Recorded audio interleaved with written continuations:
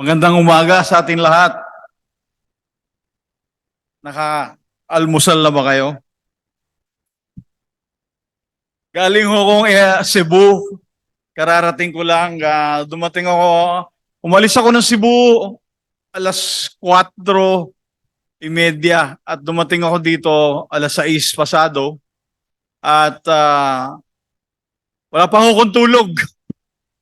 Anyway, nasabihan kasi ako na magsasalita ako dito at naimbita ako. Yung ticket ko po, dapat 8 o'clock pa ako aalis ng Cebu. Hindi na ako aabot dito. Makaabutan ko na yung pananghalian natin. Kaya pina-atras ko na lang yung ticket ko. Kahit walang tulog, nandito po ako. God is good. Amen? Amen. Totoo po yun. Wala akong formal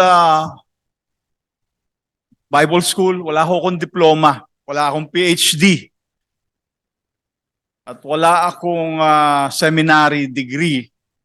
Pero po, imbitado ako lagi at tinuturuan ko ho ang mga bishop at pastor ng iba't ibang bagay na natutunan ko sa Biblia.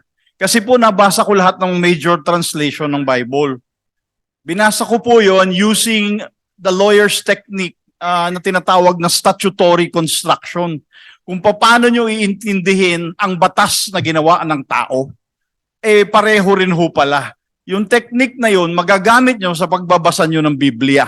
Kaya naintindihan ko po yung Biblia at yung unang Bible na tinapos ko ho, ayoko ho magyabang, 3.5 months tapos kagad.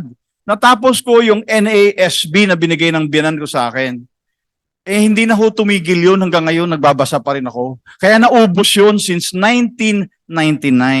Doon lang po ako na born again. Before that time ho, kakampi ko pa si Taning. Hindi pa ako marunong magsalita at magdasal. Pero naintindihan ko po kung anong klaseng Diyos meron tayo at kung ano yung mga ipinagagawa niya sa atin at naging masunurin naman po kahit papano. So ngayon, ang topic na binigay niyo sa akin is Luke 6:38.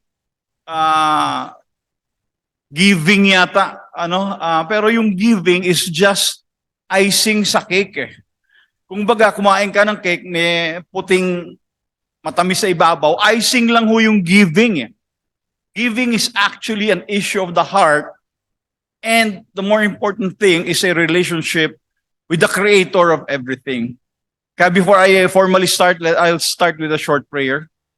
Our gracious, loving Father, our God who is in the heaven. Lord, salamat at wala hong tsamba sa inyo. Lahat ho ay in-ordain nyo para mangyari. Even itong pagsasalita ko dito, may mga puso dito na gusto at dapat makarinig ng ibang bagay na probably kailangan idiin ng konti in the spiritual realm. Salamat po at mag-absorb po sila ng mga bagong spiritual na binhi na makakatulong sa kanilang relasyon sa inyo at sa mga kapwa-tao sa paligid nila. Be with us through your Holy Spirit. In Jesus' name we pray. Amen, amen. Nakita ko po ito. Resolve to serve God. Nagpintig ho yung tenga ng abogado. Alam niyo ba ibig sabihin ng resolve?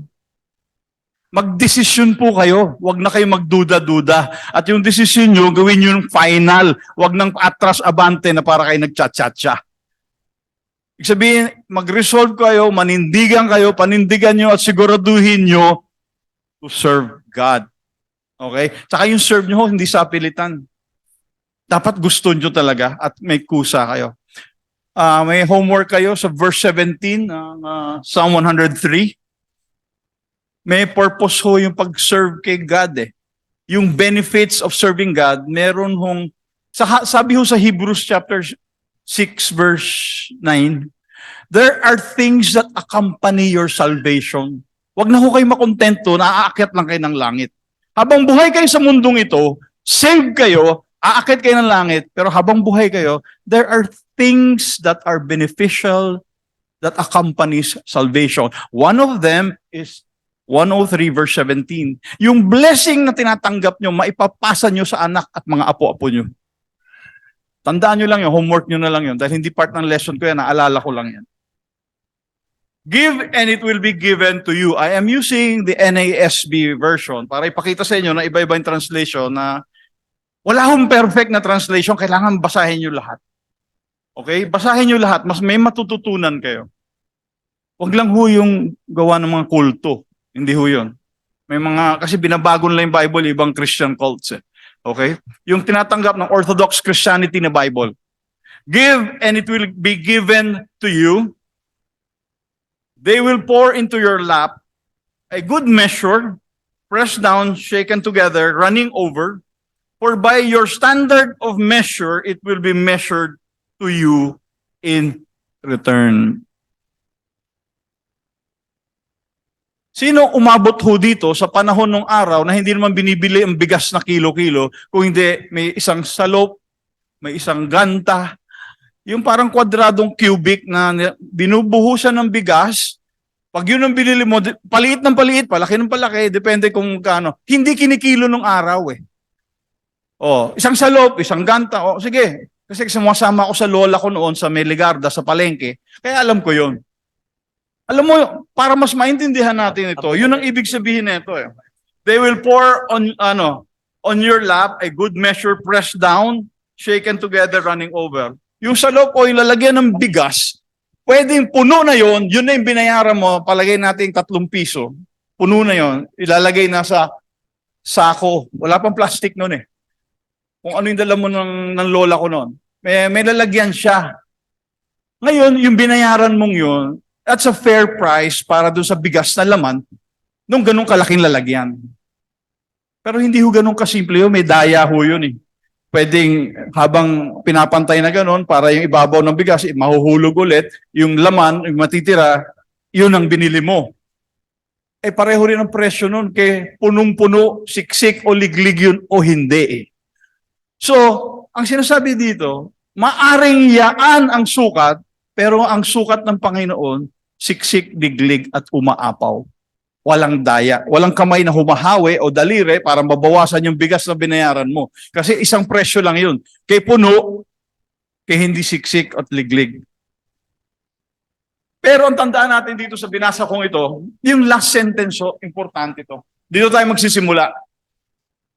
For by your standard of measure, yung saluk mo, yung ganta mo, okay?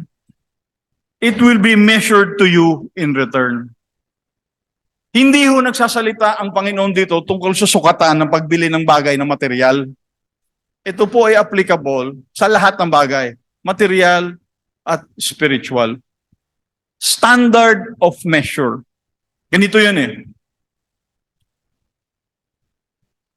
Pag inimbita dito isang tao magsasalita, pareho ko, anong first impression nyo sa akin? Dahil ba sa damit ko? Dahil ba sa taas ko o wala akong buhok? Anong impression nyo sa isang tao pag may pinakilala sa inyo? Meron kayong tinatawag na prejudice, default mode. Ayokong kausap yan dahil in-check. Hindi ba, may mga taong galit sa in-check. Hindi ko maintindihan eh. Oh, ayoko yan dahil bomba yan. Di ba? So, anong gusto mong pagkain? Pag narinig mo, ayoko yan, maanghang. May standard of measure ho tayo kahit sa anong bagay. May default mode kayo, may prejudice kayo. Totoo ba o hindi? Lahat ho tayo merong ganon. Alam nyo, ang huling libro sa Old Testament, Malakay, sa Christian Bible. Sa Jewish Bible or Hebrew Bible, and hiniram lang natin yung Old Testament sa Hudyo. Sila talaga may-ari nun. Sa Hudyo, hindi ho na-end sa Malakay eh, sa Second Chronicle. Kasi iba ang arrangement ng Hudyo sa Old Testament nila, na hiniram lang natin. Mula Malakay hanggang Matthew, 400 years of silence. Nung dumating si Kristo, pinapakita niya ngayon na iba na yata ang interpretasyon nitong mga taon to sa ginawa ni Moses, sa ginawa ng nila David sa Psalms, at saka kala Isaiah at Jeremiah, na iba na yata ang puso ng mga taong inabutan niya. Yung mga Pariseo, yung mga Hudyo, hindi na ito yung nung araw na iniligtas ng Panginoon from Egypt at nilabas niya.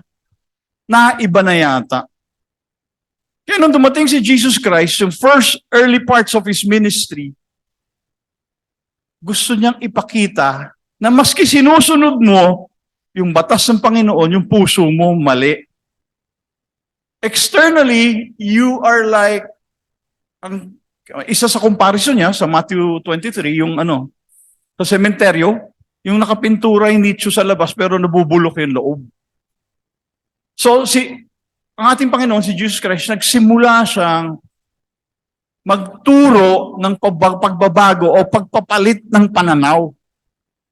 Nagsimula siya sa mga simpleng bagay na kapareho nito, the standard of your measure. Yung standard of your measure daw, mag-ingat kayo.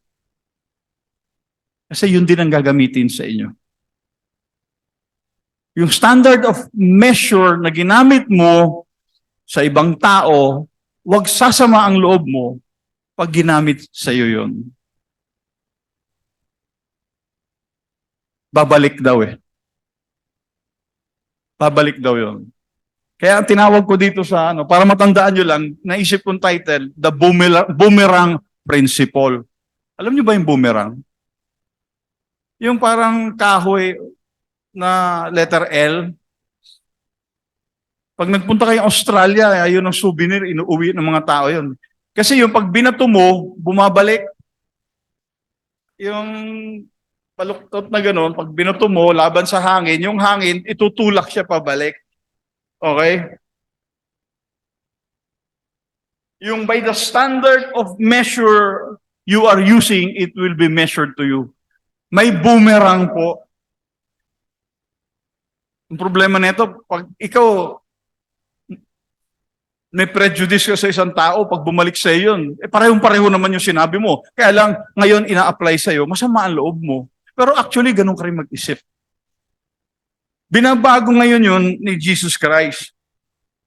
Pag umatras ka ng isang verse, 38 ito eh, sa verse 37 and 38, mas makikita mo yung buong picture. Kasi yung giving dyan is just one of the boomerang.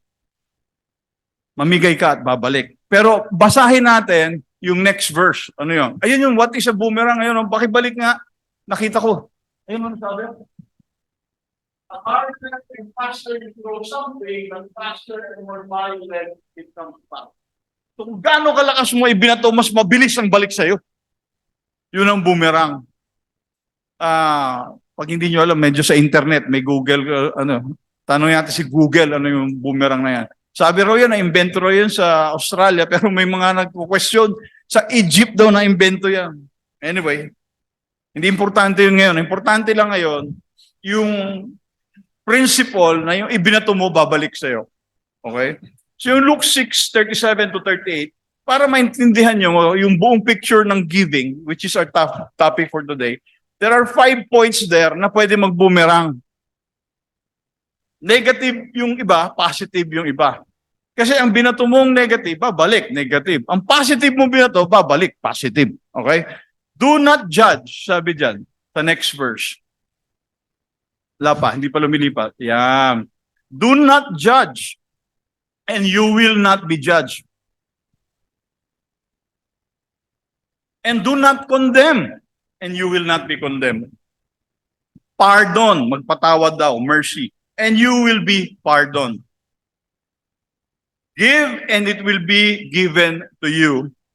They will pour out your lap a good measure, pressed down, shaken together, and running over. For by your standard of measure, it will be returned to you. So, 5 bagay yan. Do not judge, and you will not be judged. Alam nyo, kailangan basahin nyo yung Gospel of John. Kasi sa Gospel of John, may righteous judgment naman eh. Allowed ka mag-judge. Ang bawal lang, yung walang basis at may prejudicial judgment ka. Hindi mo pa naririnig, mali ka na. At ayaw mo nang tumanggap ng rason ng isang taong yun. Yun ang maling judgment. Do not use that kind of judgment. Kasi kung si Pastor Tres may dinidisciple, kailangan niya pagsabihan, kailangan mag-judge siya kung anong dapat gawin ng tinuturuan niya. Righteous judgment yun. Ang bawal, yung hindi pa niya alam ang storya, pinagalitan niya na yung dinidisciple niya. Kasi narinig niya sa isang tao ganito sinabi. Naniwala siya kahit hindi naman totoo. Di ba kailangan at least two accusers eh. Sabi sa Bible. Eh hindi, mali yan talaga. Kilala ko yan. Yun ang bawal. Do not judge in that manner. Pabalik sa iyo yung judgment na yun.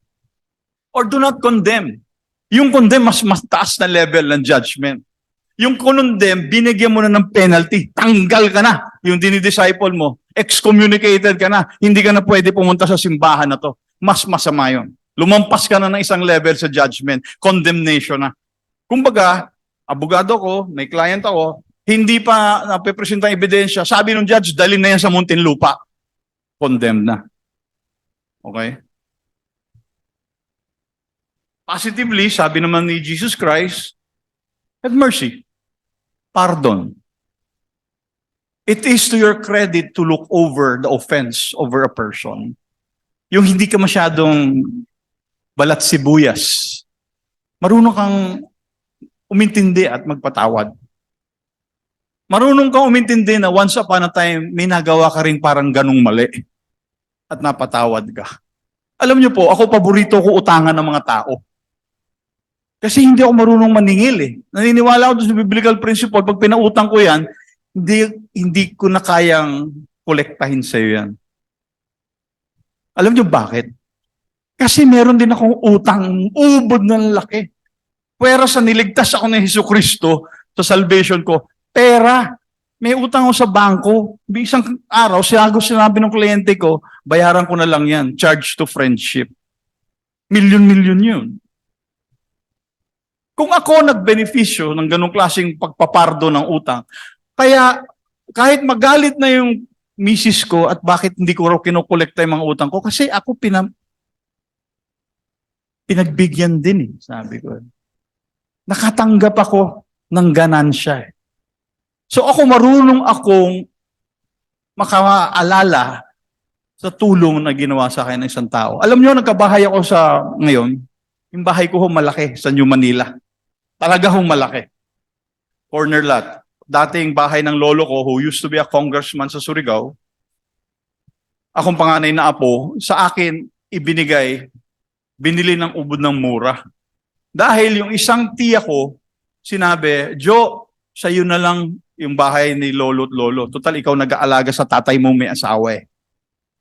Ang tatay mo wala nang asawa at may sakit. Pitot kalahating taon ko inalagaan yun. Nung nakita nila yon, so yung ancestral home sa akin inoffer pero tinanggihan ko. Sabi ko masyadong mahal dyan, di ko kayang bayaran yan. Ang sabi ng tita ko, huwag kang tatanggi nang hindi mo pa alam ang presyo. Abay, nung sinabi yung presyo sa akin, nagulat ako. Kaya yung tiya kong yun, naalala ko, siya nagsabi sa akin, no? Huwag kang tatanggi at sa'yo ibibigay yan. Hindi mo pa alam yung presyo, umaayaw ka na. Ngayon yung tiya kong yun, medyo hindi maganda yung buhay. Benta ng kahit ano, para lang mabuhay. Kahit lahat ng macaroni salad, lumpia, pata, lahat ng pwedeng bilin, binibili ko. Eh sabi, ba't ka bibili ng bili? Hindi naman natin nakakain na yan. Kailangan kong explain sa kanila. Once upon a time, yan tiya kong yan, dahil dyan nagkabahay ako. At ibinabalik ko lang sa kanya the good deeds that she has done to me. And from that time on, lahat ng bilin ko sa kanya kahit hindi na nakakain sa bahay at ipinamimigay ko na lang sa mga yaya ko, naintindihan na ng mga tao sa bahay ko. Why? Kasi once upon a time talaga, kung hindi sa kanya, hindi ako magkakaroon ng ganong kalaking bahay. Anyway, yung bahay kong yon every Friday, meron akong Bible study. Since 2008, 2009, may house church ako doon. Natigil lang nung pandemic. Pero last Friday, hindi ito. Nung isang Friday, sinimulan ko na ulit yung face-to-face. Sabi nga namin ni Pastor Tres, maraming hindi umaten pag may Zoom eh. So ayoko na mag-Zoom. Sabi ko, attend na tayo ulit, face-to-face. Okay? Pardon and you will be pardoned. Give, it will be given to you. Ibabalik din daw sa inyo yun. As I explained earlier, it's the law of the boomerang. Ngayon, mas maintindihan nyo, nung start ng ministry ni Jesus Christ, marami siyang sinabing hindi kayang tanggapin ng ordinaryong tao. Kapareho nung sinabi niya sa Matthew 5:44, "But I say to you, love your enemies." Kaya niyo ba yon? Sige nga, kaya niyo ba yon? Yung kaaway niyo, mahalin? Love your enemies. Bless those who curse you. Do good to those who hate you. And pray for those who spitefully use you and persecute you. Napakahirap nun. Pero, if you apply the boomerang principle, maintindihan mo ngayon, ba't pinagagawa sa'yo ni Jesus Christ yun? Love your enemies. Mahalin mo. Babalik daw sa'yo yung pagmamahal mo. Bless those who curse you. Yung nagsusumpa sa'yo. Ipag-pray mo. Diba? Kasi babalik din sa'yo. Okay? Do good to those who hate you. Yung galit sa'yo, gawan mo ng kabutihan. Pray for those who spitefully use you and persecute you. May mga kaibigan kayo, iba Kristiyano pa kasama niyo sa church, ginagamit lang kayo. Sabi dito pagdasal mo yun. Hindi yung babawian din kita, tignan mo. Hindi. Vengeance is mine, sabi ni God, di ba? Alam niyo mo, natuto ko, kababasa ko ng Bible, may natuto kong prinsipyo maghanap ka ng kaaway mo at hindi mo gustong tao at yun lagi kang kinokontra, kausapin mo yun at i-bless mo yun. Bakit? Babalik sa'yo yung blessing mo, ayaw niya ng blessing mo Sabi yun, biblical yun, Matthew 10:11-13. Ito yung sinabihan niya yung apostles, yung first 12 disciples pa sila doon, go out 2 by 2. When you enter a village, share the gospel, heal the sick, cast out demons, raise the dead. So, ang dami yung sinabi. Tapos may instruction si Jesus Christ, ito yon. And whatever town or village you enter, find out who is worthy in it, stay there until you depart. As you enter the house, greet it. And if the house is worthy, ibig sabihin yung pamilyang nandun, let your peace remain upon you. Bless the house. Ibig sabihin, but if it is not worthy, kung hindi raw karapat-dapat makatanggap ng blessing ng ng Panginoon, yung pamilya o yung tao doon, if it is not worthy, let your peace or your blessing return to you. So yung taong ayaw tanggapin ang blessing ng Panginoon na idineklara mo para sa kanya, ayoko, galing sa'yo, hindi ko tatanggapin yan, kahit blessing yan. Babalik sa'yo. Kaya maghanap ka ng kaaway, i-bless mo. Kasi babalik din sa iyo yun. Di ba? It's a principle na hindi mo pwedeng sabihin hindi totoo. Kasi si Jesus Christ ang nagsabi niyan, hindi naman siguro, in red pa yan sa ibang Bible. So totoo yan. Okay? By the way, yung boomerang principle, it's not karma. Huwag niyo i-confuse sa karma yan. Ang karma kasi is a principle of Eastern mysticism or religion. It is based on doing a specific work, knowing that this work, babalik sa akin to. So, ang motivation mo is yung pagbalik. And tinuturo natin sa boomerang principle, ang motivation mo dyan, obedience to Jesus Christ and believing by faith na sinabi niyang babalik. So, magkaiba ho yung karma. Huwag niyo sabihin, pareho rin pala ng karma yun. Huwag kayong maniwala doon. Okay? Tsaka ang karma, naniniwala na aakyat sila ng langit sa dami ng ginawa nilang kabutihan. So hindi karma ang boomerang principle natin.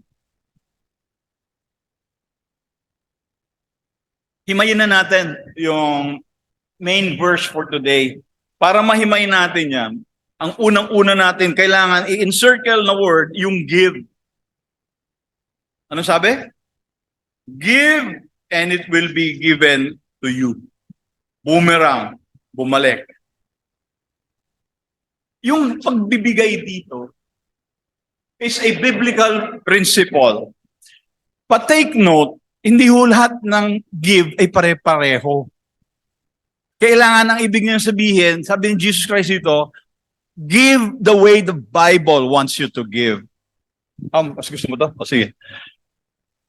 Give the way the Bible, having the heart of Christ, wants you to give. Alam niyo ba, iba-ibang klase ang pagbibigay. Merong give and get back. Di ba? Yung bang, sige, bibigyan kita, pero 3 linggo lang, 10 araw lang, 3 araw lang, balik mo kaagad, ha? May time constraint. May period na, bibigyan kita. May kasamang sumbat na sa 1 linggo, ibalik mo yan. Hindi ho yung biblical. Maaring nag-give ka, okay? Pero give yun ng kalamnan. Flesh yun. Intindihan nyo? Hindi yun ang ibig sabihin ni Jesus Christ. Unconditional yung kay Christ eh. Yung ikalawang give, nilista ko yan eh. Give and return with interest. O pahiramin kita ng 10,000, pero may 20%. Pagbalik niyan, 12,000. Walang tinurong ganun si Jesus Christ. Alam nyo, sa dami ng nanguutang sa akin, natuto na akong sumagot din eh. May mangungutang kunyari ng 50,000. Bingo. Alam mo, bibigyan na lang kita ng 10,000. Huwag mo na akong bayaran sa iyo na yan. Ari, hindi ko ibigay yung buko, pero nakapagbigay ako sa kanya. Wisdom din yun. Hindi ka naman ginawang tanga ng Panginoon, di ba? So, alam mo, minsan inuuto ka na eh. Sige, okay lang. Pero huwag mo na akong bayaran sa iyo na yan. Give and return with interest. It's ang tawag dyan, mali yung spelling eh, bankers mentality. Hindi banker eh, banker sa golf yan eh. Napunta ka sa bankero. BA dapat yan. Bankers mentality. Namigay ka nga, kaya ka naman namigay, pagbalik kita ka eh. So your motivation or your intention of giving is not biblical. It's for profit. Okay, para kang bankero. Third kind of giving, yung kinidnap. Yung pamilya ng kinidnap, nagbigay ng 10 million. Yung kilala ko, babae, 200 million yung binigay nila. Kausap ko siya last week, 200 million. Nagbigay nga, pero sa pilitan. Alam mo sa Old Testament, stone to death yan mga kidnappers. No questions asked. So hindi rin biblical yun. Kidnapping yun by force yun O kaya pumasok sa bahay mo, tinutukan ka ng kutsilyo, o give. By force, hindi rin biblical po yun. Yung give due to negligence, nagkamali ka lang ng bigay. Ay, may testimony ako dyan. Alam niyo ba yung testimony ko dyan? The other Saturday, ngayon, Linggo, Saturday, nung isang Sabado, nagkamali ako ng GCash sa isang tao, sa pagmamadali ko, yung isang number, kasi I was sending money from my bank to myself. Nung sinend ko, dahil nag-golf ako noon, nagmamadali na ako na raw yung titira, so sinend ko, mali yung isang number. Yung sinend ko, akala ko na-send ko sa sarili ko para mapuno yung GCash ko, may papadala na akong pastor from Las Piñas, nagmamadali ako, mali yung number. 40,000 yung na-send ko. GCash. Napagpadala na ba kayo ng mali sa GCash?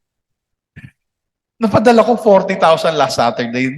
Sabi ko, nung gagawin ko dito? Nag-golf pa naman ako, sisira yung laro ko. Ang sabi ko lang, ite-text ko yung tao, please return money wrongfully sent. Pakibalik. Thank you, God bless. Walang sagot. Sumagot, gabi na. Sabi niya, may paraan para sumagot siya, nagtuturo pa, nag-screenshot siya, ganitong paraan para mabalik yan. Mag-report ka sa GCash, ganun-ganun. Tapos meron siyang procedure doon, pinicturean niya, sinend niya sa akin. Sinagot ko, nagawa ko na yan.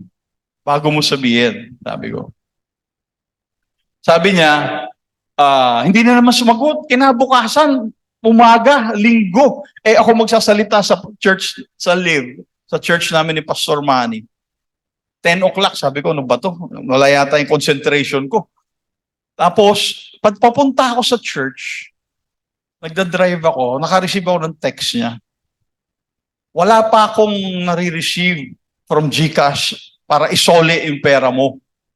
Sabi sa akin, ako rin pero intayin ko na lang.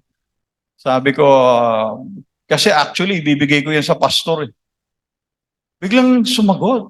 Ako na lang magre-report, sabi niya. Tapos, ibabalik ko na yung pera mo. Walang 30 minutes bago ko dumating sa simbahan, sa live ministry, bumalik yung 40,000. Doktor pala siya sa St. Luke's. at nagpapasalamat siya. Sabi ko na rin sa kanya, nililid ako ng Holy Spirit para sabihin sa'yo, basahin mo yung Psalm 34, para sa'yo yan. Nagpasalamat naman siya. So yun, malaking milagro yun, dahil usually hindi nababalik yung pera ko eh.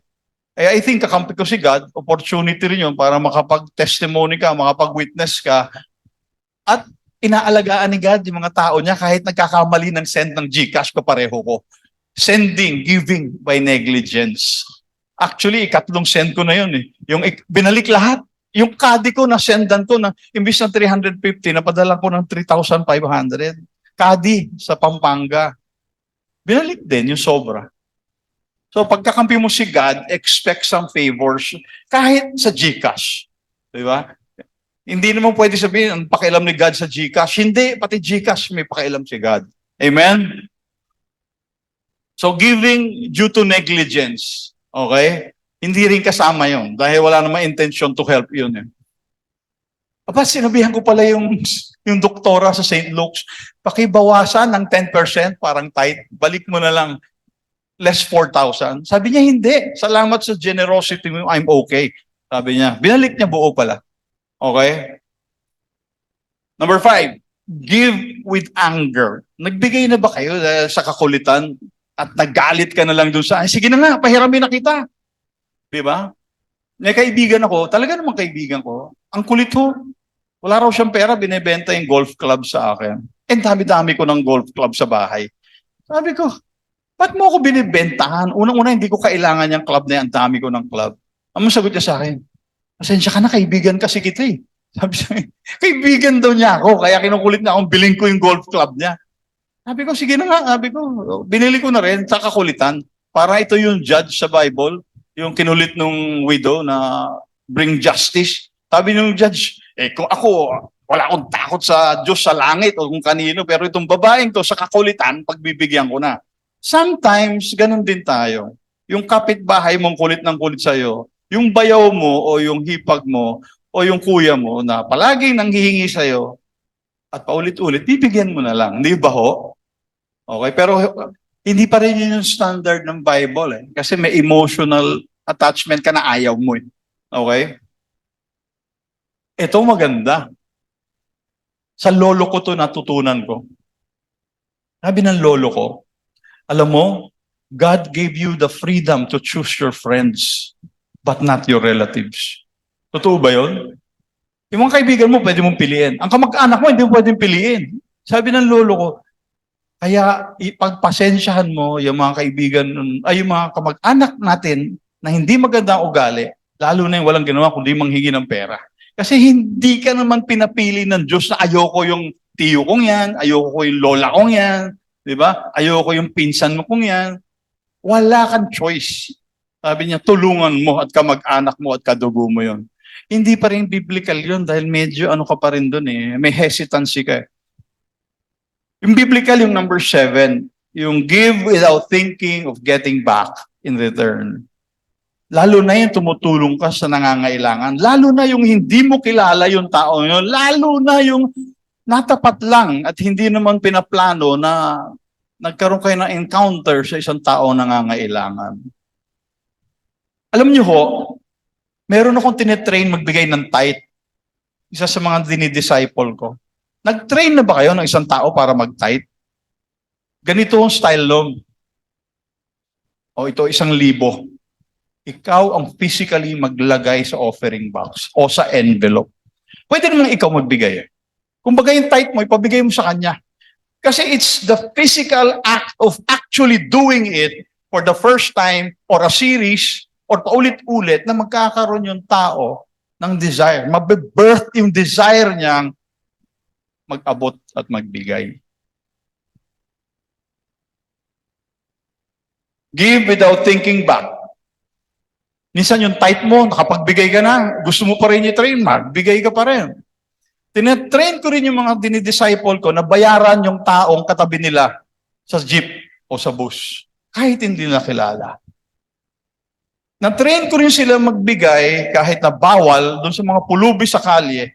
Minsan ho, na-convict ba kayo ng Holy Spirit magbigay sa hindi nyo kilala? Nagdadrive ako, dumaan akong gano'n, nakita ko isang babae, may kargang batang maliit, at meron siya isang anak na siguro 5 years old, lalaki, kinakaladkad niya sa may Ortigas. Nag-aantay ng bus. Ang sabi sa akin ng Holy Spirit, bigyan mong pera. So nung bibigyan ko na yung pera, dumudukot na ako, nag-go. Nag-green. Ay, paano ko titigil doon? Nag-go na lahat. Sa likod ko, patay, sabi ko. May leading akong bigyan yun. Nalungkot ako. Matraffic.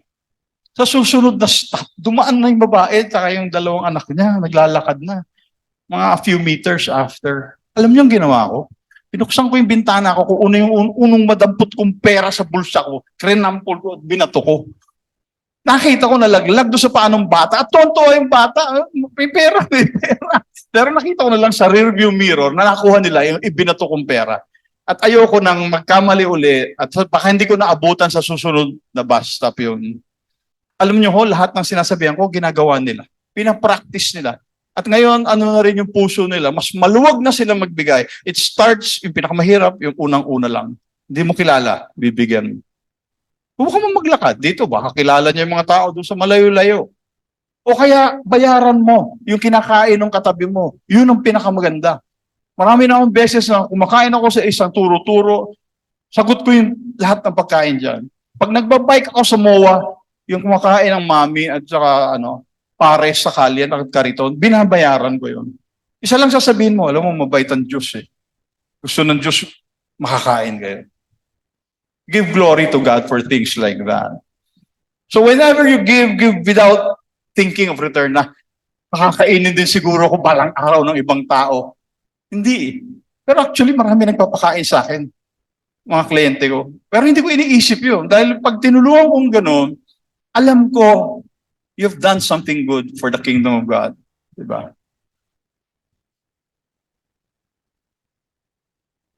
Saan tayo?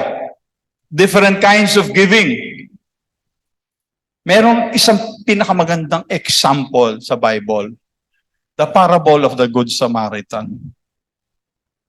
Yung parable of the Good Samaritan. Sa hindi ho nakakaalam, ang Samaritan, sa mga Hudyo, nakakasuka yan. Yung, kumbaga, ang tingin nila dyan, below human level, katapat niyang baboy o kaya aso. Ang Samaritan kasi believes in the first 5 books of the Bible, half-breed sila. Nag-crossbreed yan, Hudyo at ibang lahi. Okay? Samaritan. Luke 10 verse 30 to 35.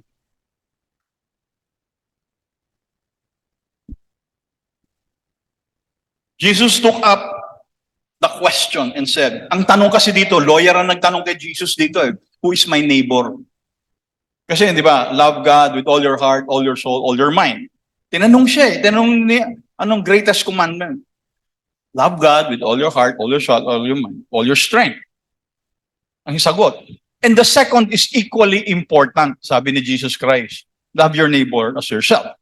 So, dyan nang galing yung parable of the Good Samaritan. Ano nangyari dyan? Tinanong ng abogado, sinong neighbor ko? Who is my neighbor? Kasi kung abogado ka, at medyo mali ang puso mo, gusto mong ilimit kung sinong tutulungan mo. Konti lang ang neighbor ko. Hindi lahat ng tao neighbor ko. Parang ganon. Abogado siya Okay? So sinasabi niya, I will love my neighbor, pero hindi lahat. Di ba? So, parable ni Jesus Christ, Good Samaritan. Jesus took up the question and said, a man was going down from Jerusalem to Jericho and fell into the hands of robbers. They stripped him, beat him, and fled, leaving him half dead. Ito na, verse 31. A priest happened to be going down that road. May dumaan na pare. Okay? He passed by the other side. So, andyan, dito ako dadaan. Okay? In the same way, a Levite yung administrative officer ng church, parang deacon, okay? When he arrived at the place and saw him pass by, passed by the other side. So, yung priest and yung Levite, nandyan yung binugbog at bugbog, wala nang damit, wala nang pera, lahat sila dito dumaan. Priest and Levite. But a Samaritan on his journey came to him, and when he saw the man, he had compassion. Kung may Bible kayo, i-highlight nyo yung compassion. Alam nyo ba, karamihan ng milagro, all the miracles, most of the miracles of Christ, ang motivation ni Christ is compassion. So naramdaman ni Jesus Christ, yung tanong ng abogado, who is my neighbor, kailangan maturuan to. Okay? Walang compassion itong taon to. Okay? He had compassion. He went over to him and bandaged his wounds, pouring on olive oil and wine. Then he put him on his own animal, brought him to the inn, and took care of him. Kumbaga, nakakita to ng taong nasagasaan, dinala niya sa ospital yung tao, sinakay niya sa sasakyan niya, binili niya sa ospital, okay? Ano nangyari? The next day, he took out 2 denarii, parang equivalent siguro nito, 10,000 pesos. Gave them to the innkeeper and said, take care of him. When I come back, I'll reimburse you for whatever extra you spend. So sa tanong ng abogado, who is my neighbor? Tanong niya, sino sa tatlo ang palagay mong nag-treat ng neighbor dun sa robber, sa biktima ng mga robbers? It was the Good Samaritan. Which tells you indirectly na walang kinalaman ang religion mo, kung ano ang pinoprofess mo ngayon, kung sa actions mo hindi nakikita yon. Huwag mong sabihin, pari ka, Levite ka, o Samaritan ka. How did you react to a particular situation? Was it with compassion? And yung reaction ng Samaritan dito, parang ad infinitum, tuloy-tuloy. O ito pera, pag kulang pa, babayaran ko pagbalik ko. So, pag tumulong ka, wag yung nakatulong na ako, tapos na. Hindi, ano pa ang kailangan niyan? Ad infinitum. Nagkakaroon na tayo ng idea on how to have a giving heart. Wala pa, may sasabihin ako sa inyo. Since 1999, ngayon 2023, gusto kong makakita, pero hindi pa ako nakakakita. Kasi kung totoong believer ka, may pananampalataya ka, ang tingin mo, your name is listed in the Lamb's Book of Life, aakyat ka ng langit, magpe-fellowship ka with God the Father, God the Son, God the Holy Spirit, one of these days. Wala pa akong nakitang giver na naniniwala siyang yun ang future and inheritance siya na hindi giver. Ang totoong may pananampalataya kay Kristo, nagpapalit ang puso, nagiging giver. Kaya kung ang issue sa'yo, hindi ka nga makapag-tithe, which is only 10%, questionin mo. Tsaka hindi rason na, kapos kami, wala kaming pera eh. Kulang yung kinikita ko eh. Gusto nyo bang maikwento ko sa inyo sa isang demonyo sa Laguna? Yung isang demonyo sa Laguna, kinas out ng pastor, sama yung mga elders and deacons. Galing ito kay sa aking discipler, si Pastor Doy Castillo, ng Bread from Heaven Reformed Church. Patay na siya eh. Pero siya nagkwento sa akin ito. Kina-cash out nilang ganun. Nung pastor, alam mo sabi ng demonyo, Pastor, bakit mo ko pinapaalis sa katawan na ito? Eh, ang huling tithe mo, 1978 pa. Ginanon ng demonyo yung pastor. May mga elder nagtanong, Pastor, hindi ka ba nagtatithe? Kapos eh. Ang lit-lit ng kita ng church natin, yung tithes maliit eh. Hindi ko talaga makapag-tithe, sabi niya. Dapat tithe of a tithe yun, di ba? Diniretso siya ng demonyo, which gives you an idea na yung demonyo, alam niya, ang kasalanan ng pastor ay hindi pagtatithe. Doon ko nga naisip, abay, kasalanan pala yun. Sabi ba? Anyway, kwento lang, naalala ko lang. Now, the most important part of ours, kanina, the word give, and it will be given to you. Yung second part, yung give kasi ano yun eh, quantity of giving. Okay? Quantity. Gaano karami? Yung standard of giving naman, it's quality of giving. Kasi kung gusto mo maging totoong biblical yung binibigay mo, hindi lang quantity, but quality rin.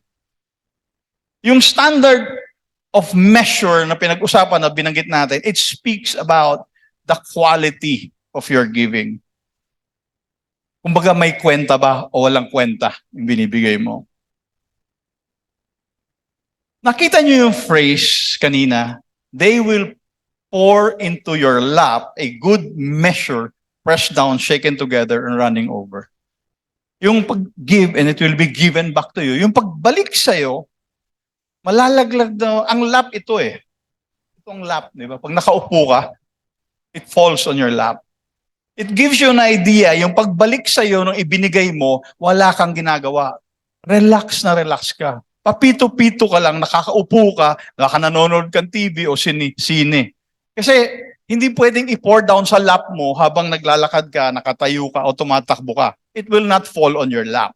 So kung binanggit ni Jesus Christ, it will fall on your lap, parang ikaw, sister, nakaupo ka lang dyan, wala kang ginagawa. No efforts, no action, mahuhulog sa lap mo. Yung ibinigay mo, babalik sa'yo.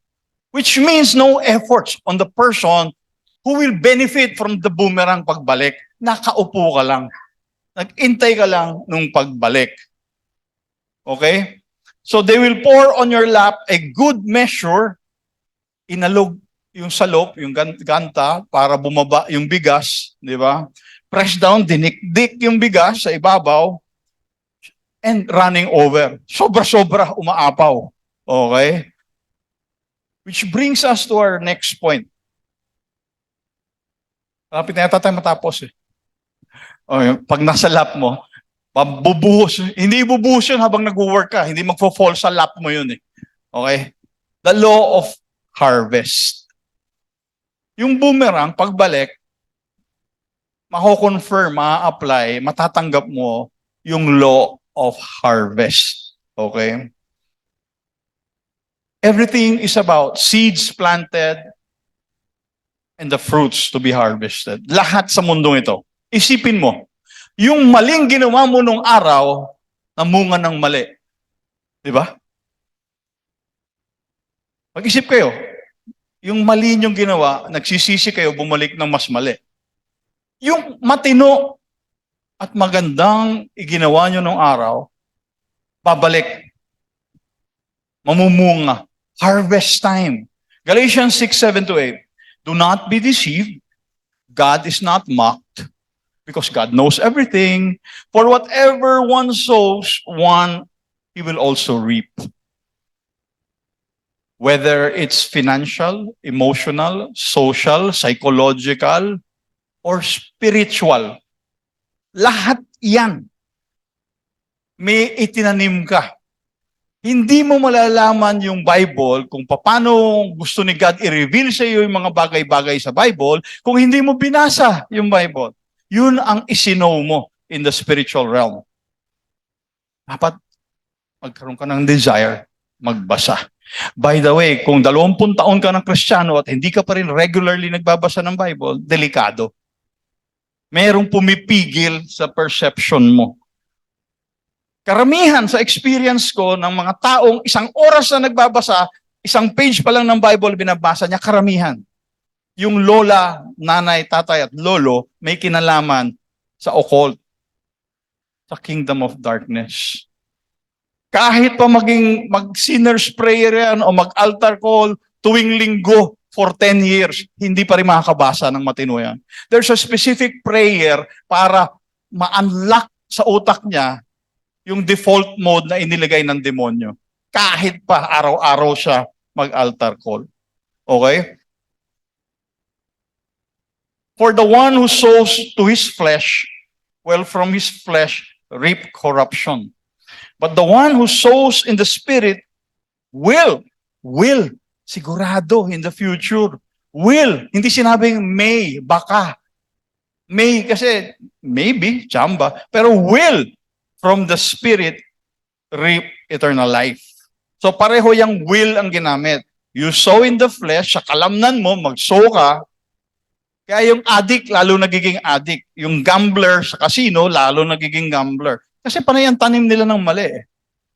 Yung alcoholic, nagtatanim sa alcohol, tuloy-tuloy yun. Spiraling effect yun. So in the spiritual realm, it also works that way. You need to sow in the spirit. Note that yung spirit dyan is capital S. Hindi yan human spirit mo.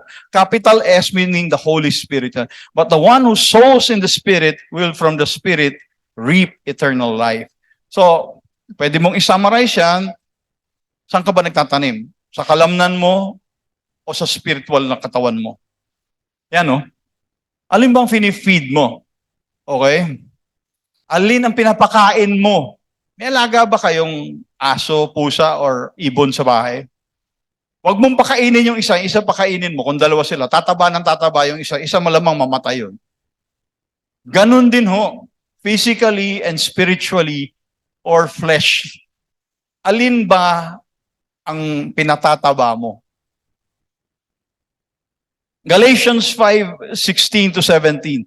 Magaling talaga si Apostle Paul. Pagdating natin sa langit, isa to sa una kong hahanapin kung kailan man yon.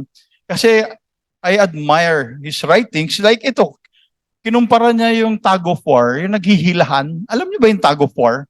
Sa mga youth camp, naghihilahan. Isa yun sa mga games lagi. Galatians 5, but I say walk by the Spirit and you will not carry out the desires of your flesh. Walk with the Spirit, which means side by side kayo. Maglakad ka, hindi sinabing tumakbo kayo. Walk by the Spirit, namnamin mo yung presensya ng banal na Espiritu. Walk by the Spirit and you will not carry out the desires of the flesh. Kung ang isang believer ay nalulunod sa kalamnan, sabihin mo, maglakad ka lang ng hinay-hinay kasama ang banal na Espiritu. Amen? For the flesh sets its desire against the Spirit, and the Spirit against the flesh. And these are in opposition to one another, so that you may not do the things that you please. By the way, Paul wrote this to the Galatian believers. Paul was not writing to non-believers. So kung Paul wrote this to believers at that time, you are sure it is also applicable to all of us. Okay? Hindi porket believer ka, hindi ka na raw nagtatanim sa kalamnan mo. For the flesh sets its desire against the Spirit, and the Spirit against the flesh, for these are in opposition to one another, so that you may not do the things that you please. Kaya yung gustong-gusto mo nang mag-attend ng church, unahin mo yung Facebook mo, o unahin mo yung pagpunta mo sa casino, malalaman mo may mali sa tinataniman mo. Paano mo malalamang mali? Ayon sa verse 19. Now the deeds, ito rin yung fruits, ito yung resulta ng maling pagtatanim.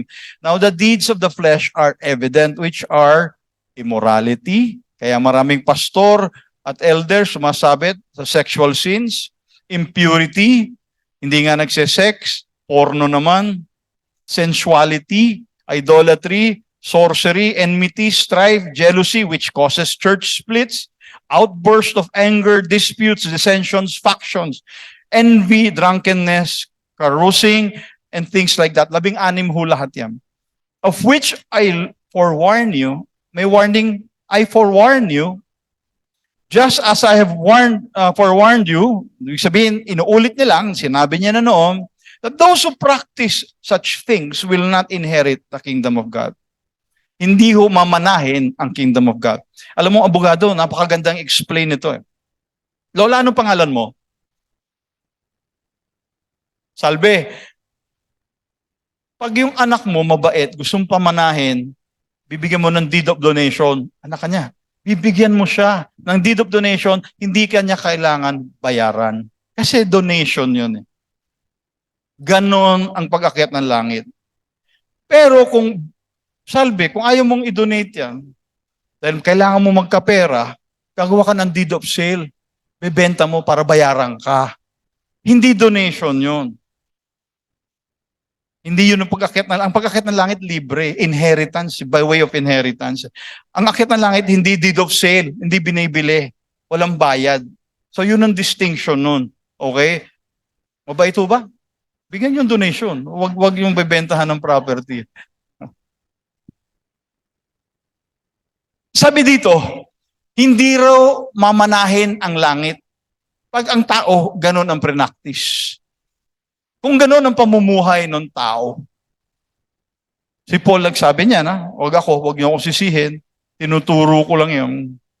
Ngayon gusto ko kayong magkaroon ng financial breakthrough. Alam nyo ba yung financial breakthrough nyo? Nakasulat na yun sa langit. Kung hindi kayo nagkakaroon ng financial breakthrough, reviewin nyo ng konti, lalo na yung Old Testament teachings ni Moses, tsaka ni David, tsaka ni Solomon, on financial breakthroughs through planting financial seeds. Totoo yan. Sa Deuteronomy 8:18, do not forget that it is God who gives you the ability to create wealth so as to confirm His covenant with you. May covenant ho si God eh. Deuteronomy 8:18. So yung pinangako yun na meron akong covenant sa iyo eh. Di ba? Kaya nga sa Malakay sinasabi, you're robbing me. Hindi nyo sinusunod, bibigay nyo yung napakaliit lang, hindi ba? Kaya may mga prinsipyo sa Bible na pwede nyo gamitin. Hindi pwedeng hindi mag-work yun. Binigay na spiritual principle yun eh. Parang the law of gravity, physical law yan. Ibato mo yung mansanas o saging, mahuhulog yung gravity yun. Ngayon, in the spiritual realm, may mga prinsipyo rin na ganun din ang effect. Yung financial breakthrough mo, parang gravity lang yun dapat. Paano ka mag-gravity ng financial breakthrough? Hindi ka nga marunong mag-tight, di ba? Mahirap yun. 2 Corinthians 9:10-13. Actually, tinuro ko to 2 linggo eh. Doon sa Live Ministry. 3 yata. Old Testament, New Testament, tsaka present day application. Anyway, dito tayo sa 2 Corinthians 9. For God is the one who provides seeds for the farmer and bread to eat. Ang Diyos daw ang nagbibigay sa iyo kung ano yung gagamitin mo para itanim. Para sa financial breakthrough mo. Yung iba, itatanim mo para sa benefit ng iba. Yung iba, itatanim mo para sa iyo. Kaya meron siyang seed for the farmer and bread to eat. Yung iba kasi binigay sa iyo for your enjoyment, for your consumption. Huwag kang masyadong super holy ka na lahat ibinigay mo. Hindi, sabi ni God, para sa iyo yan, Pastor Third. Yung iba, hindi, bibigay ko lahat. Hindi, para sa iyo yan. Di ba, ayaw din niya nagugutom yung mga pastor niya. In the same way, He will provide and increase your resources and then produce a great harvest of generosity in you. Binibigyan kayo ng binhi for financial breakthrough para kayo maging generous. Hindi kayo binigyan ng binhi for financial para maging greedy. Para maging swapang. Hindi. Yes, you will be enriched in every way. Sa lahat daw ng bagay, mapapaganda ang buhay nyo so that you can always be generous. Inulit na naman yung generous. The ultimate intention of God giving you financial seeds and breakthrough para maging generous kayo. And when we take your gifts to those who need them, effect ng generosity, yung binibigay na nila, they will thank God. Magpapasalamat daw sila sa Panginoon. So sabi ni Paul, dahil sa generosity nyo na nanggaling sa binhi ng Panginoon, 2 bagay ang nangyayari. So 2 things will result from this ministry of giving. Giving is a ministry. Tandaan nyo yan, ha? Hindi lang ushering or preaching or teaching. Maraming ministry. Giving, generosity is a ministry, okay? The needs of the believers in Jerusalem will be met and they will joyfully express thanks to God. Nasagot na yung problema nila, magpapasalamat na sila sa Panginoon. As a result of your ministry, they will give glory to God for your generosity to them, and all the believers will prove that you are obedient to the good news of Christ. So parang cycle yan, parang boomerang yan. Tinulungan mo sila, babalik sa iyo, at sila rin, pag marunong na magbuberang, tutulong sa iba at babalik sa kanila. Walang katapusan dapat ang prinsipyo na yan. Ngayon, kung pinigil mo sa iyo napatid, mali yun. Dapat tuloy-tuloy. In short, nahawa mo dapat yung iba na maging generous din. Alam nyo, nakakahawa yan. Sumama ka sa kuripot, magiging kuripot ka rin. Yung, di ba, yung mabagal bumunot sa bayaran, naku, sasama yan, libre pagkain lang yan. Hindi, gusto mo ikaw mauna. Si Pastor Ferdy Kabiling ng Victory, siyang discipler, Hindi ko matalo yun sa bunutan ng bulsa at wallet. Maski nag-mission work kami sa Poland at saka sa Germany, saka sa South Africa. Kunyari, magto-toilet lang yon. Pagdating, bayad na pala yung bill. Dapat may ganun kayong attitude. Pag ang leader nyo ganun, ang pastor nyo ganun, imposibleng hindi kayo mahawa. 2 Corinthians 8, 7, and 12. Alam mo, kahit magaling kang preacher, magaling kang mag-lay hands sa may sakit, gumagaling, magaling kang mag-cast out ng demonyo, ang dami mong kagalingan na spiritual in matter, pero sabi dito, since you excel in so many ways, ang galing-galing mo na nga sa lahat ng bagay, in your faith, your gifted speakers, your knowledge, your enthusiasm, and your love for us, I want you to excel also in the gracious act of giving. Huwag mo raw kalimutan maging generous. Huwag mo raw kalimutan to have compassion or to have sympathy. Or hindi mo alam kung bakit sinasabihan ka na bigyan mo ng 1,000 yung taong yan, o bigyan mo ng cheque, or i-treat mo sa McDo yung taong yan. Pag nagkaroon ka ng ganung prompting from the Holy Spirit, sundin mo kagad. Huwag ka na mag-duda-duda. By the way, ang issue ng giving, hindi sa pilitan. Sabi sa verse 12, whatever you give is acceptable if you give it eagerly. God loves a cheerful giver, huwag niyong kalimutan. And give according to what you have, not what you don't have. Pero alam mo, may isa akong narinig na preacher, wala siya talagang maibigay ng tithe. Nagkaroon siya ng conviction na manghiram. Sa isang kaibigan niya ring pastor, pareho silang pastor. Yung pastor na yun, nangutang para mag-tithe. Parang mali, hindi ba? Sabi mo, wala siya yan, hindi ko dapat yun. Pero that is, I think, exceptional kasi nagkaroon siya ng conviction na gusto ko mangutang para magbigay Ginawa niya. Binalik niya yung inutang niya, doble. At nabigyan niya pa yung dapat niyang bigyan. You see, God, alam mo, I think, financial problem is the easiest thing for God to give you. Kumbaga, you can think of so many miracles. Financial breakthrough, kasi usually if it's a need, hindi issue kay God. Di ba? Although lahat ng miracles, madali sa power ni God. Pero yung pera is just pinaka walang kwenta siguro sa mata ng Diyos, walang kwenta yung pinapag-pray mo, anak. Di ba? Sino may credit card? Taas kamay. Yung totoo. Yung susunod na tanong ko, huwag nyo itataas yung kamay nyo. Sinong hindi nakakabayad ng credit card? Oh, walang nagtaas. Pag may credit card ka, kadalasan nababaon ka. Totoo? Kasi yung bangko, yung may-ari ng credit card, nagiging slave ka nun Nagiging siya ang ano mo kinatatakutan mo tuwing magre-ring yung phone mo, di ba? Sabi sa Proverbs 19:17, kindness to the poor is a loan to the Lord and He will give a reward to the lender. Yung ibang translation nito parang credit card Pag pahiram ka at tumulong ka sa mahirap, the Lord becomes your debtor. At babayaran ka niya. And the Lord will repay. Ibig sabihin nito, anything you do as a prompting in your heart to help someone, believer or non-believer, and you know it's a conviction from the Holy Spirit, gawin mo at babayaran ka ng Panginoon. Tignan nyo nga yung Bible nyo kung paano sinabi. Proverbs 19:17. Iba-ibang translation yan. He who lends to the poor lends to the Lord. Sa ibang translation. So, may utang sa iyo ang Diyos. Pwede ba yun? Babayaran ka daw niya So, kumbaga siya garantor. Tinulungan mo yan, sabi ni God, bayaran kita. So, naging creditor mo. Baligtad. Naging debtor mo siya. Si God ang nangangako na babayaran niya He who lends to the poor, lends to the Lord. And He will repay. Sabi nga gano'n. Hindi lang repay. Yung translation ng CSB, He will reward. Repay na, reward pa. So, may tubo yung bayad sa'yo.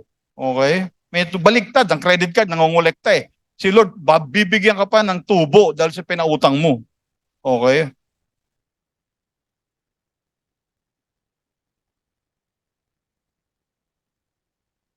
Sa NASB, one who is gracious to a poor man lends to the Lord, and He will repay him for his good deeds. Okay? As I end, I want to mention Malachi.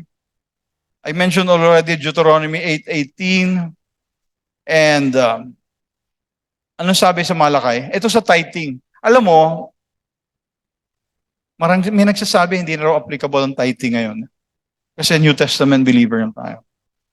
Wala nga raw tinuro si Paul. Although si Jesus Christ, I think, mentioned, yes, you should tithe nung kausap niya yung mga Pharisees. Pero hindi yung principle of tithing. Sabi nila, pang Old Testament lang yan, pang Hudyo lang yan. Pero I have yet to see a tither na naghihirap sa mundo. Yung talagang maghanap kayo ng tao na tither. Tignan nyo yung prosperity ng buhay nun. Tignan nyo yung financial flow ng buhay nun. Kaya sinasabi ko sa experiential Christianity teaches me na yung tithing, kahit kina-question ng iba kung applicable pa o hindi, I've seen the fruits of an honest person who completely and regularly tithes. Grabe. Maging observer kasi kayo. Okay? Should people cheat God? You have cheated me. You ask, what do you mean? When did we ever cheat you? You have cheated me in the tithes and offering due to me. You are under a curse. May curse daw pang hindi nag-tithe. Kaya sabi lang, ayaw namin yan. Sa Udyo lang yan. Sa Old Testament lang yan. For your whole nation has been cheating me. Bring all the tithes into the storehouse so there will be enough food in my temple. If you do so, says the Lord of the heaven's armies, I will open the windows of heaven for you. I will pour out a blessing so great, you won't have enough room to take it. Try it. But that's the only part of the Bible na tinetest ka ni God. Subukan mo. Try it. Put me to the test. If your crops will be abundant, for I will guard them from insects and diseases. Your grapes will not fall from the vine because they are ripe, says the Lord of heaven's army. So, you do an experiment. Let's say for 3 months, mag-tithe kayo. Doon sa hindi nagtatithe. Experimentohan nyo. If it doesn't work, then maybe you can say God's a liar, ewan ko. Pero I've seen it work in the lives of those who, they don't only tithe, they give more than a tithe. And they're really so prosperous. Some people I know, baliktad, 90% ang tithe nila, 10 lang iniiwan nila sa kanila, and they still prosper. Sino nagpunta sa Amerika? May isang tindahan doon, yung pangalan Chick-fil-A, parang McDonald's. Yung Chick-fil-A, pag linggo, sarado in honor of the Lord's Day. Hindi buong Amerika, lahat ng state na walang Chick-fil-A na bukas, pag linggo. Guess what? Yung earnings nila, double, triple ng McDonald's, Starbucks. Yung bukas ng linggo, tinatalo nila. Hindi maintindihan ng mga financial analysts yun. Ang difference lang is they close on a Sunday to honor the Lord. Okay. Kung yung tithing sa tingin mo sa Hudyo lang, ayaw mo, kasi ano ka legalistic ka, hindi. New Testament believer na ako. Huwag mong kalimutan, hindi, baka nakakalimutan mo yung Galatians 3:9. So all who put their faith in Christ share the blessings of Abraham received during because of their faith. So yung blessing na available kay Abraham as promised by God in Genesis 12:15 and 17, I will bless those who bless you, I will curse those who curse you, your name will be great, out of you kings will come. Yung ganun, lahat ng lasing blessing tinanggap na Abraham, available daw sa atin to Christ under Galatians 3:9. So kaya nga, I put a challenge for the next 3 months, subukan nyo mag-tithe. I-text nyo na lang ako, pag attorney, umuubra nga, totoo pala. Di ba? Totoo pala. Okay?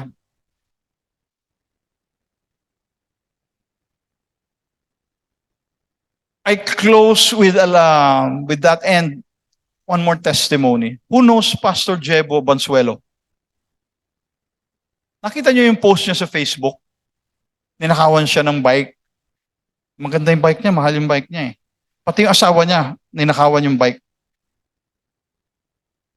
Sa awa ko, sabi ko, na-prompt ako. Niyaya ko si Pastor Manny at saka yung ibang kaibigan ko.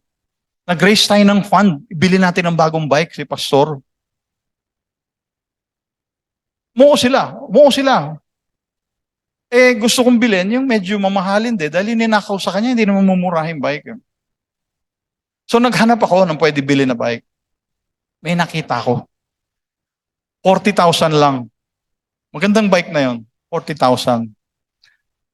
So sabi ko, teka, race na tayo. Di nag-race ako. Race. Kalain nyo yung na-race ko, walang 20,000. Eh yung bisikleta, tinawagan ako ng tindahan. Sir, last day na ngayon. May kukuhang iba. Pag hindi nyo kinuha yung ngayon, bibigay ko sa iba yan. Kailangan ko yung pera eh. So sabi ko, kulang pa yung ni-race ko. 40 yan eh. Mga 20 pa lang nang dito, wala pa nga. Sabi ko. So sabi ko, sagot ko na yan. Sabi ko sa bicycle owner, babayaran ko na. Akin na yung GCash mo. Ngayon tama yung GCash ko to. Hindi mali itong GCash ko. Akin na yung GCash mo. Babayaran ko yung buo na yan. Isang kondisyon lang. Hintayin mo si pastor dyan. Kung kasya sa kanya yung sukat ng bike niya. Kasi may sukat ng bike eh. Ako medium ako eh. Yung bike ko eh. Pumunta doon. Excited si pastor. Attorney, itong gusto ko. Itong isa. Sabi niya. Sige. Okay. Konti lang diferensya. Go. Sabi ko. Kunin mo na yan. Ako nang bahala. I-GCash ko na yan. So on that day, nakuha niya yung bike. Binayaran ko yung buo. Yung balance, ako na nagdagdag. Mga 20,000 yung dinagdag ko. More or less. Within 2 days, may nag-text sa akin babae. Asawa ng kliyente ko. Chinese. Sabi niya, Attorney, I don't know why, but the Lord told me to give you 200,000. 200,000? You're sure it's the Lord? I'm sure. Sabi niya, kuripot kong to eh. Kuripot yung babae. Kuripot ko eh. Kinonvict talaga ako ng Lord, bigyan ka ng 200,000. Akin na yung bank account mo. So binigay ko. After a few days, pumasok talaga sa bank account ko, 200,000. Note, I took it from my heart to help a pastor who lost his bike. In good faith, hindi ko siya tinipid. Maganda yung binili namin bike. Kulang lang yung tumulong at wala nang ibang tumulong eh. Sinagot ko yung butal. Yung butal na yon, from 20,000 dinagdag ko, pinalit ni God, 200,000. Eksakto.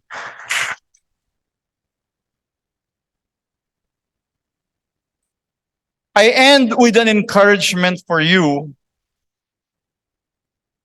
to make it regular to tithe, to look for pastors to help, look for missionaries who need some financial help, look for a place that's starting a church, mag-plant ka rin doon sa church building na yun. Any evangelical work, tumulong kayo. Anything that will prosper the gospel and the kingdom of God. Help financially. And God will take care of the rest. Amen? Let's pray. Father, we thank you that you are a good God. Lord, hindi niyo pa kami tinitipid. Lord, sobra-sobra ang pwede niyong gawin at ibigay. In fact, we repent na minaliit namin kayo. Kasi may mga bagay-bagay na gusto niyong ibigay, but our mind limits it. Pasensya na po kayo and humihingi kami ng tawad dahil napakalaki niyong Diyos. We have put you in a box that limits the quality and the quantity of the work you can do for us. So today we decide to listen to the prompting, the leading, and the voice, the small still voice of the Holy Spirit. And we will start with our tithes and our givings and our generosity as we plant financial seeds for the kingdom of God, for the gospel of Christ, for mission works, for church planting. Thank you, Lord, that today is a start of something exciting in our lives, and we cancel the spirit of fear and doubt. We replace it with continuous, undoubting faith and belief in the God who can send His only begotten Son to die for us.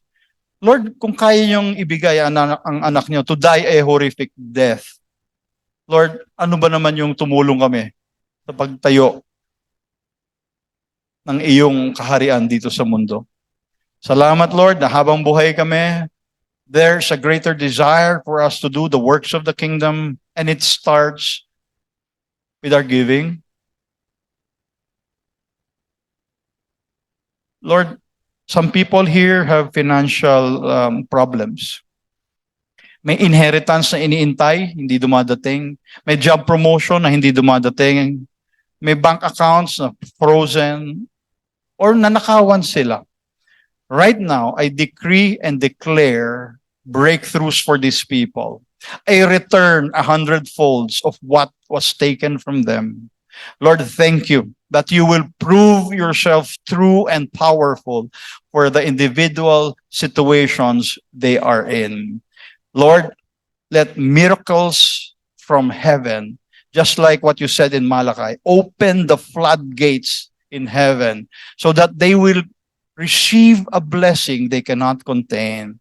And it starts today. We speak life, kung ano man yung problema nila. We speak health for their physical bodies. Bless the works of their hands. Salamat po. In Jesus' name we pray. Amen. Amen.